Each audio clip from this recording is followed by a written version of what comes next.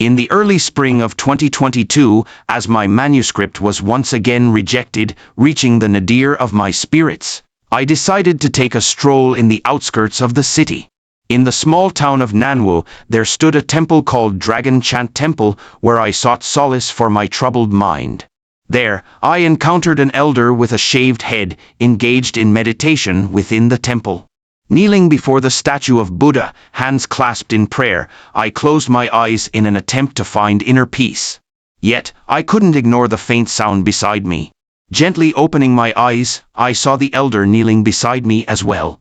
Brushing off the dust from his shoulders, he silently gazed up at the Buddha statue.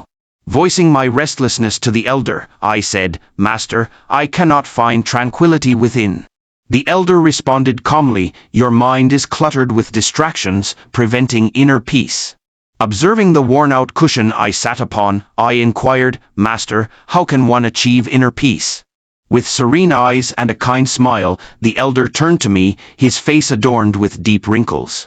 He replied, "When you no longer ponder upon the concept of inner peace, you have already achieved it." Though I found his words somewhat perplexing, they brought a sense of relief to my heart. After the sun had set, I departed from the Dragon Chant Temple and returned to my hotel, plagued by a growing headache. The following day, I revisited the temple, yet the elder was nowhere to be found. I waited the entire day until dusk, when he returned slowly, his body bent by the weight of time, resembling a shrimp. Sharing a smile, the elder asked, "Did you come today seeking yesterday's words?" I nodded. The elder fetched a handful of millet from a nearby room and shared some with me. Then, we began to feed the sparrows together. As the tiny creatures chirped and fluttered around us, I grew impatient and tossed the millet, scattering them away. The elder chuckled, as if amused by a mischievous child. Sitting under a tree, I couldn't help but reflect upon my arrival here. "Master," I asked, "do you have any regrets?" Picking at the millet, the elder removed some small stones and suddenly looked up at the sky. The vast expanse resembled a screen, displaying the entirety of his life in the blink of an eye. "I couldn't kill him," the elder confessed. "We talked through the night, and it felt as though I had listened to the entirety of his lengthy life story. It was after that night that I felt considerably older. With the elder's permission, I returned to my hotel and wrote his story into a short novel. However, I struggled to come up with a title. Days later, I returned to the Dragon Chant Temple, intending to show him the draft, but he had vanished. No one knew where he had gone, so I decided to name the novel Passing Away. In 1999, just after the bitter cold of winter, a heavy snowfall threatened lives. Late at night, the back door of a noodle shop was kicked open, and Chen Liu stumbled into the snow. Snowflakes rushed into his mouth and nose, causing him to cough violently. He struggled to remove the blood-stained apron, rolling it into a bundle and clutching it to his chest as he ran farther and farther into the snowstorm. In a small inn on the outskirts of the city, on the second floor, Chen Liu pulled out a few steel coins from his pocket. The spring factory he had sat in creaked and groaned as he moved. The drunken singing of a woman drifted out from beneath the wooden floor, filling the room. Someone approached, the sound of keys rattling loudly. Chen Liu, like a startled rabbit, moved behind the door, pulling out a wrench from his pocket and raising it high. Bang! Bang! Bang! "Pay up," the fat owner demanded. Chen Liu had no money. Several days of fleeing had depleted the few yuan he had saved from odd jobs. But he feared more the owner calling the police, so he hid the wrench behind his back and opened the door. The fat owner looked at his shabby appearance and clicked his tongue. "Stop dawdling. If you don't have money, come with me to the police station." Chen Liu grinned, his cheeks sunken, as if 2 lumps of flesh had been forcibly removed, leaving him no different from a ghost. "All right, stop blabbering, come with me." The owner's fleshy hand reached out, attempting to grab Chen Liu's collar. 10 minutes later, the singing in the room ceased abruptly. In the narrow, dimly lit corridor, Chen Liu emerged from his room, holding a handbag. Blood seeped through the crack under the door, resembling hands, resembling faces, wailing as they surged toward his shoes. Chen Liu glanced at the motionless figure on the ground, closed the door, stuffed the radio and loose change from the counter into the handbag, and casually stole the car keys. Chen Liu opened the trunk of the van, threw the bulging handbag inside, and inadvertently turned around. A boy stood behind him, about 16 or 17 years old. The boy was wrapped in a military coat, with a blue school bag behind him, standing 3 meters away, staring at the bag in Chen Liu's hand. Chen Liu's heart skipped a beat slowly. He approached the bag, as if opening a zipper. His hand reached in, grabbed the wrench, still sticky with the owner's blood. Memories of terror flooded Chen Liu's mind. "What's your name?" Chen Liu asked the boy, Su Jiping. Chen Liu's hand on the steering wheel was trembling. Memories of the night he escaped from the noodle shop kept flashing before his eyes. He said hoarsely, 5 kilometers ahead, there's a gas station, I'll only take you there. The boy suddenly asked, "How many people have you killed before?" Chen Liu turned his head and glared at him. The boy helped him adjust the steering wheel, smiling innocently. "I guess 5, shut up." Chen Liu shouted, feeling as if his lungs were about to explode. He parked the car in the middle of the road, dragged the boy out, and threw him into the ditch at the side of the road. Not far from where he drove off, he stepped on the brakes, reversed, and returned. In the rearview mirror, the boy had already climbed out of the ditch and was squatting by the side of the road. No witnesses could be left. As he hesitated about where to leave the body, the car suddenly sank, and Chen Liu lost his balance, hitting his forehead on the windshield, the pain making him see stars. He got out of the car to check and found that the rear wheel was stuck in cow dung. The boy walked up, a flashlight appearing out of nowhere, flashing around, and shining directly on Chen Liu's face. "Turn it off." Chen Liu growled. The boy let out a soft sound, and with a click, as darkness enveloped them, Chen Liu pounced forward abruptly, his hands tightly gripping the boy's neck. The delicate sensation reminded him of terrifying memories. "You shouldn't have followed me." Chen Liu's voice strained. His hands gradually tightened, feeling the pulsating heartbeat of the boy beneath his fingers. But the boy offered no resistance. He opened his hands, closed his eyes, and a faint smile appeared on his lips. Gradually, he became still, and his coat, tightly wrapped around him, slowly collapsed to the sides like withered and decayed petals, as a black and white photograph silently slipped away. Chen Liu immediately released his grip, sitting back in shock, staring blankly at the boy, who resembled the dawn with his translucent face. He noticed the photograph and reached out to pick it up. Exhausted, Chen Liu could only steady himself with one hand due to fatigue. As he examined the photograph and compared it to the person on the ground, he felt a hint of regret welling up inside him. "I'm sorry, I didn't want to kill you, I'm sorry." Chen Liu held his head and wept bitterly. He curled up, his black coat blending with the cow dung, and it wasn't until some time later that the boy slowly sat up, trembling, buttoning up his coat and touching his neck. With a disappointed sigh, he walked over and patted the unconscious Chen Liu. "Get up. It's time, try a different approach next time." Chapter 3, Photograph. Chen Liu looked up, tears mingling with blood, his face resembling the visage of a demon. He widened his eyes, staring at the boy who had come back from the dead. You, he stuttered in fear. The boy took the photograph, pocketed it again, and pulled Chen Liu up. "Chen Ji, it's almost dawn. Security guards will be here soon, followed by the police who will seal off the area. Forensic experts will determine the time of death, and there might even be your DNA at the scene. But I've cleaned up the scene, so it's probably fine.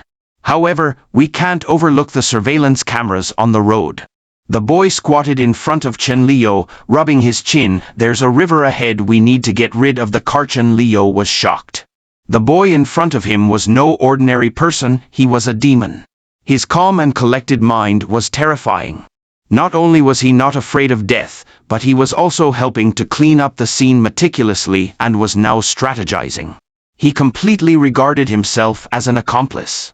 But what was the point? Chen Liu couldn't understand, nor did he dare to think. All he knew now was that this kid was much scarier than him. "Chen Ji," the boy lowered his brows, his childishness dissipating. "We don't have time now. Pull yourself together. If you don't want to be caught, we can only escape." Escape was the only option. Chen Liu woke up. He looked at the boy and then at the endless dirt road. Only the sound of the wind remained in his ears. The two of them pushed the car out of the cow dung together. Chen Liu gasped for air and leaned against the car. What should we do next? We can't keep the car, right? The boy pondered for a moment, his eyes filled with energy. Then, he suddenly climbed onto the roof of the van and looked around. Chenji. There's a river over there. Chen Liu also stood on the car, facing the rising sun, searching for a place to destroy the evidence in the morning light. They were like devils fleeing everywhere. Su Jiping, right? Chen Liu asked. The boy was momentarily stunned, then smiled like the morning sun, the red mark on his neck becoming more pronounced, tinged with a faint purple. Yes, Chen Liu felt a sense of dread, nodded. All right, let's push the car into the river. After saying that, Chen Liu agilely jumped off the car and stood behind it, waiting for Su Jiping to come down and help him. The boy squatted on the roof of the car, looking at him. Gu, why don't we drive the car there first? Chen Liu's mouth twitched. That's right. The dark eyes of the boy reflected the man's embarrassed smile. In the early morning, a few bird calls were startled by the sound of cracking ice, soaring into the sky. As they watched the van sink gradually into the riverbank, disappearing completely, the floating ice on the river swayed back and forth. Chen Liu's heart swayed with it, and when he turned around, he saw Su Jiping standing on the high ground, looking up at something. What are you looking at? Chen Liu squatted by the river, grabbed a handful of snow, and rubbed his face. Sparrows, the boy's voice was very soft, blending into the snow. Chen Liu shuddered. This wasn't the thinking of a normal 16 or 17-year-old teenager. He looked at the boy and asked, why did you run away from home? The boy smiled, I'm out for a trip. Chen Liu sneered, what kind of trip involves bringing a family photo? The boy's dark eyes were like an abyss. Although he was smiling, it seemed awkward. Consider it taking them all with me. Chen Liu turned and walked away. He still planned to get rid of Su Jiping. He didn't want any extra baggage on the run. Gu, the boy called out. Chen Liu didn't stop and walked faster. Chen Ji. Chen Liu couldn't help but turn around. Stop bothering me. He stopped because he saw the boy holding a fruit knife in his hand, its tip pointed towards him. The boy walked slowly towards Chen Liu, whose eyes followed the tip of the knife swaying back and forth. Why are you in such a hurry? The boy stopped and changed the direction of the fruit knife, offering it to Chen Liu. Here, for self-defense. Chen Liu lowered his head without moving. What's wrong? The boy approached step by step, staring at Chen Liu, greedily absorbing his fear. Chen Liu hesitated for a moment, regretting not taking a step back. He took the fruit knife and hid it in his pants leg, saying quietly, it's dangerous for a kid to carry a knife. The boy froze. Do I look that young? How old are you? 20. Chen Liu stared at him. The boy tapped his nose. 18. Chen Liu still didn't speak. The boy became impatient. 16. You're so young. Did your family really let you go out traveling? Chen Liu still didn't believe his words. Which normal kid would come to such a remote place for a trip? It must be because of a conflict with his family. The boy kicked a pebble. What exactly are you suspecting, Chen Ji? Chen Liu held his breath for half a second before speaking naturally. You're not afraid of dead people, nor afraid of death itself. You're single and ran off to the middle of nowhere.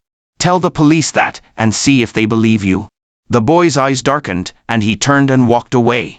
Chen Liu went to catch up but was suddenly punched in the face for no apparent reason. He covered his eyes, completely forgetting that he was a murderer with blood on his hands. What the hell is wrong with you? He cursed. The boy chuckled. Gu, just kill me. Chen Liu thought he misheard. What did you say? The boy pointed to himself eagerly. Use the knife I gave you just now to kill me. He lifted his shirt, pointing to the lower right side of his abdomen. Here, one stab. Chen Liu raised his hand and slapped him smack. The boy covered his face, looking at Chen Liu in shock. Chen Liu said coldly, go home and live your life properly. With that, he turned and walked away. He didn't look back, nor did he hear anyone chasing after him. With each step, he recalled the past, his mother's severe blindness, the lack of money for treatment, and how he would bring in customers for the photo studio, earning 5 cents for each customer.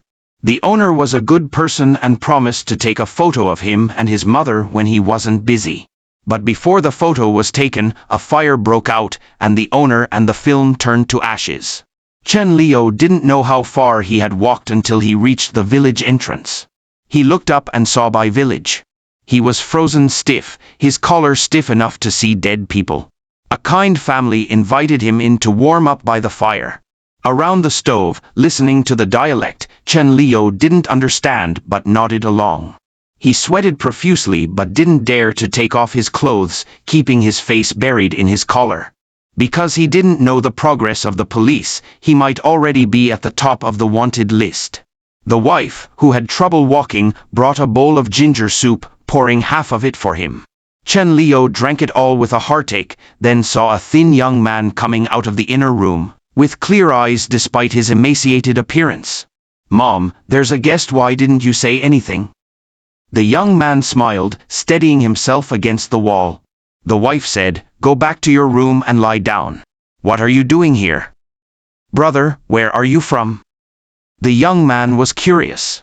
Chen Leo cleared his throat. "From Nanhua town, that place is good, with water and mountains, good for people." The wife interjected, chasing her son back into the room. She then brought out a string of dried fruits from the woodshed. Chen Leo slipped 10 yuan under the mattress while they weren't looking and left without saying goodbye. But as he had just walked a short distance, he was intercepted by a well-fed man. After a brief inquiry, Chen Leo learned he was the village leader. When the man mentioned the wife from earlier, he spat, "That family is sick. Stay away from them." Chen Leo was pulled into their home, facing good wine and food. Feeling uneasy, he only picked at the boiled peanuts and ate a few bites. When the village leader and his wife went to the kitchen, Chen Leo checked the time, stood up, and leaned in. The village leader said, "If you don't hurry, I'll call the police. You'll get 5,000 yuan just for reporting him." The woman said, "What's the point? This person can't stay, we might as well just."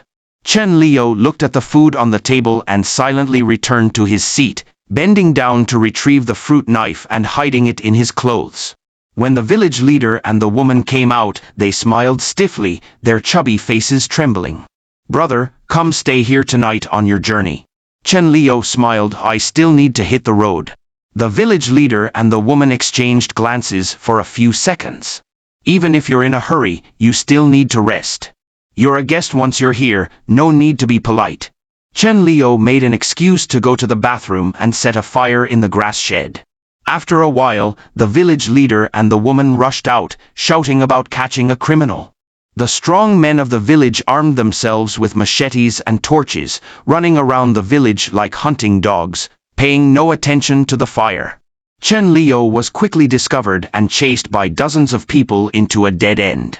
He took out the fruit knife, ready to fight to the death.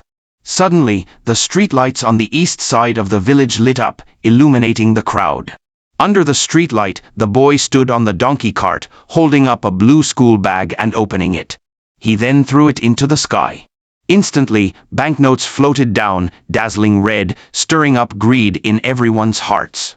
The crowd rushed forward, kneeling down to pick up the money. Chen Leo escaped and fled further into the mountains with the boy. The boy led the donkey, walking laboriously. After a long silence, Chen Leo asked, "Why did you save me?" "I told you, I'm waiting for you to kill me," the boy said indifferently. "What's with that money?" Chen Leo questioned the boy like an elder brother questioning a younger brother. The boy chuckled, "It's from my parents. Where did you steal it from?" Chen Leo asked. "From my family's safe," the boy replied. Chen Leo's mind was in a mess. The boy asked, "Why did you kill someone back then?"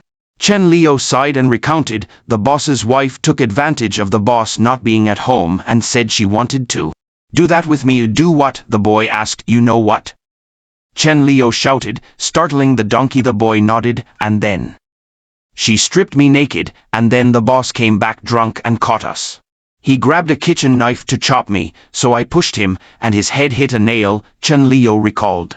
Gu, are you sure he's really dead? The boy asked. Chen Leo was speechless. The police issued a wanted warrant, he must be dead. Man, laughter isn't enough for the death penalty, why are you running away? The boy asked. Chen Leo acted as if he didn't hear and hurried forward. And you, why did you come out? Chen Leo asked, grabbing a handful of snow from the roadside and stuffing it into his mouth. The boy chuckled, because I found them boring. Chen Leo glanced at him. No one in this world is boring, if everyone were like you, it would be better, the boy said. Chen Leo froze, feeling strange. I hope no one is like me, then everyone in this world would be good. The boy's gaze became profound.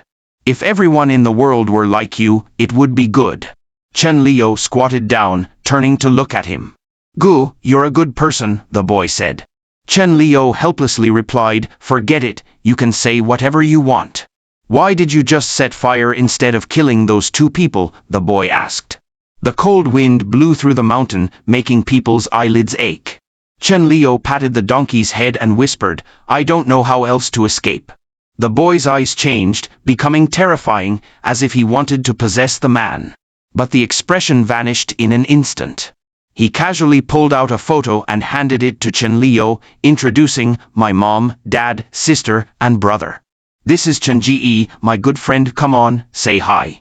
The boy nudged Chen Leo, who looked at him speechlessly. The boy smiled cutely, Chen Ji, say hi. After hesitating for a long time, Chen Leo braved the cold wind and said, hello, uncle, aunt, brother, sister. The boy shook the photo and said to Chen Leo, they're saying hi to you too. Chen Leo was amused, and as he opened the boy's hand, a sour feeling surged in his heart. He thought of his deceased mother and whispered, such a kid. The boy put away the photo, pressed it against his heart, and stood up straight, but then fainted. Chen Leo picked him up, tried calling out a few times, but got no response. He stared at the boy's face, and suddenly, a terrible thought emerged in his mind. He wanted to abandon the boy and escape on the donkey. The forest ranger returned from patrol to find a mule parked in front of the cabin, carrying a boy and an older man, both unconscious in the snow. He carried them into the cabin, stoked the fire, and tended to the older man first. Although he gradually regained consciousness, he seemed frightened, his eyes betraying the trauma he had endured. The ranger poured him a cup of hot tea. Brother, what's your name? He asked Chen Leo. And this your brother? You two have some nerve, you know. Do you realize there are bears and blizzards in these woods? Yet you dare to venture in, the ranger remarked, picking up the phone. I'll call headquarters to have someone pick you up. Before he could finish his sentence, blood spurted, the teapot crashed onto the floor, mixing urine and tea. Chen Leo was once again blinded by blood, but remained calm. The ranger's horrified expression froze, like cement. Slowly, he collapsed, leaving another figure standing behind him. The boy chuckled as he looked at him. Chen Gu, this person is for you. Chen Leo stood up, glanced at the ranger who was still vomiting blood, and grabbed a blanket to wipe away the blood stains. The atmosphere plummeted to freezing point. Why did you kill him? Chen Leo asked. He would have exposed our whereabouts. If you were caught, I would not survive, the boy, Su Jiping, replied curiously. Chen Leo's gaze turned dull, then shifted to Su Jiping. Is Su Jiping your real name? The boy hesitated. It was my father's. Where are your family? They're all dead. How did they die? Why do you care? The boy grinned nervously. Chen Leo stared at him. How did they die? The boy remained silent. With one punch, Chen Leo knocked him down, straddling him and grabbing his collar. I'm asking you, why did you kill your family? The boy's mouth bruised, his eyes dark. I saw they were tired, so I killed them, he said indifferently. Chen Leo's hand froze. He sat back, staring at the boy. The boy wiped his mouth. My mother remarried. My newborn siblings all had congenital heart disease. Our savings were gone. My mother worked odd jobs during the day and went to the nightclub at night to accompany guests. My stepfather couldn't earn money. He felt ashamed, so he would beat me and my mother when he got drunk. Chen Leo said nothing. The neighbors knew about our family, so did my classmates. They said my mother was a disgrace, even my stepfather said so. The boy leaned against the wall, staring blankly upwards. The most outrageous thing was that my mother didn't resist. Chen Gu, the boy suddenly burst into abnormal laughter, looking at Chen Liu. Initially, I didn't intend to kill my mother, I wanted to take her away. The boy cried, his eyes and nose reddened like cherries. Chen Liu looked at him, feeling a whirlwind of emotions inside. You can't decide how everyone lives, I can, the boy shouted madly. Chen Liu couldn't argue. The boy seemed possessed, his eyes wide, gesturing with his hands. I was standing behind my stepfather, listening to him insult my mother. My sister was laughing beside him, and I was waiting to take away the plates to wash them, so my mother could lighten her burden. Chen Liu couldn't bear to hear anymore. He stood up, walked towards the boy, and then hugged him, comforting him. It's okay. They're all gone, it's okay now, Chen Gu, I beg you, kill me, the boy sobbed. Chen Liu was about to say something when the cabin's semiconductor emitted a crackling sound. Both turned to look. Now broadcasting an emergency notice. A vicious murder has occurred in Nanwu Town, Fujian County. According to the police investigation, the victims are the wife of the noodle shop owner, Zhao, and the employee, Chen. The perpetrator, Jean, the owner of the noodle shop, is currently being pursued by the police. The cabin fell silent as if it were inhabited by ghosts. The boy looked at Chen Liu. Chen Gu? The man didn't respond but continued to embrace the boy. After a long time, the semiconductor sounded again, repeating the same broadcast. The man picked up a hammer and smashed the semiconductor to pieces, then sat despondently on the bed, murmuring apologies. The boy walked over, hiding a fruit knife behind him. I'll still call you Chen Gu, I'm used to it, can't change it, he said. The man didn't look at him. You have the knife, are you going to kill me? The boy chuckled, tossed the fruit knife far away, and glanced at the ranger's cooling corpse. Gu, I've told you my story, now it's your turn, the boy said. The man, in agony, pulled at his hair, no longer calm. I didn't kill him. It wasn't me. The boy nodded. It wasn't you. He seduced my wife, wanted to take away half of my life savings. That money was for my mother's eye surgery. How could I let them have it? The man's voice cracked with emotion. The boy's eyes were empty, devoid of any emotion, like watching a dull performance. The man broke down completely, curled up on the blanket, wailing. I didn't want to kill them. Chen Liu ran into the blade himself. Gu, the boy called out. The man looked up, feeling a coldness around his waist. He shuddered as he slowly lowered his head to see crimson spreading across his abdomen, only the handle of a knife protruding. Chapter 7, Sparrow. He stared at the boy in disbelief, his mouth slightly agape, wanting to say something more, but blood rushed into his throat. Gu, I told you, I can control people's fate, including yours. The boy released his hand, wiping the blood on his face onto the man's, looking at him sadly. I've been watching you for a long time. Sad, selfish, deceitful, you and I are the same kind of people. The boy smiled. Your mother died long ago, her blindness was never cured, simply because you couldn't bear to spend the money. You lied to her, saying the disease couldn't be cured, but do you really think your mother didn't know? The man's blood flowed profusely, weakening him further. She always knew, but she deliberately didn't say anything for the sake of your remaining years. But thank you, Gu, her mouth is now spared from hearing those words. Gu, I actually quite like you. You're full of human evil, and I love everything you do to defend yourself, the boy said earnestly. I wish I could be like you. After finishing speaking, the cabin's alarm rang, long and eerie, echoing through the valley. The man slowly closed his eyes, his face pale.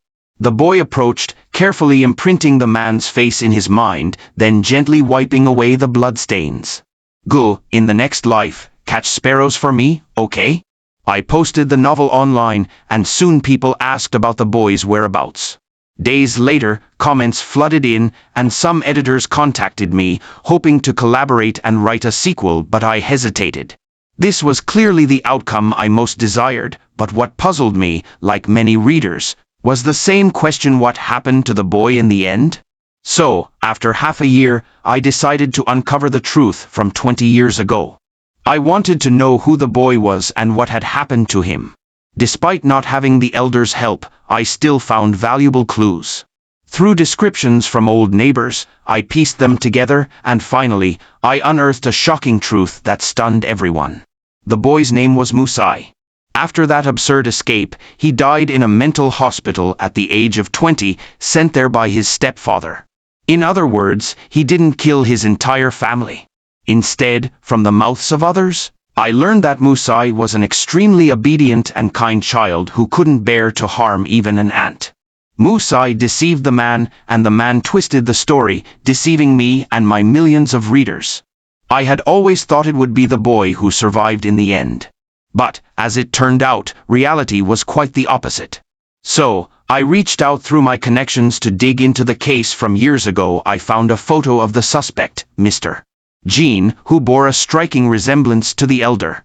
Yet, he had only been sentenced to 8 years for intentional injury. It was because of collusion between the shop assistant and the wife that Mr.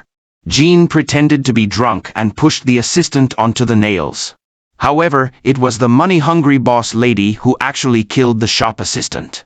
She brutally hacked the unconscious assistant to death. And on the road to escape, even the innkeeper was spared at the last moment. In reality, there was no forest ranger at all. In other words, in the truth of the matter, neither the boy nor the man had committed murder. On my way back, I scrolled through the comments on my phone. Some were loudly cursing the ending of the story. I couldn't help but feel a sense of superiority, as if standing on a mountain peak looking down at the sea, but at the same time, I felt an endless sadness. I had been played like a fiddle, and in turn, I had attempted to toy with the readers who were just here for the spectacle. It was just a story belonging solely to the elder. Years later, I had left behind my life as an online writer and found a stable job to support my family. The book passing away had been sealed away in my memory, but fate had its ways. At the Dragon's Roar Temple, I encountered the elder again. Me, Master, there's something I don't understand. The elder hadn't changed. He was still feeding sparrows and didn't forget to offer me a handful. He said, "Please, speak." As I patiently fed the sparrows, something felt different. Me, Master, is life and death such an easy matter in your eyes that you can casually decide the fate of a person in your stories, even if it's your own? The elder looked at me. Life and death. Are they not simple matters? I was stunned. The elder continued, "In the end of the story, I didn't die, and neither did he. I was arrested and sentenced to prison, thinking I would find him when I got out. But I never got the chance." I looked at the courtyard covered in dry leaves, feeling desolate. The elder sat down on the long steps, gazing at the distant mountains and setting sun, lamenting. When we were taken away by the police, he whispered to me that he had been deceiving me all along.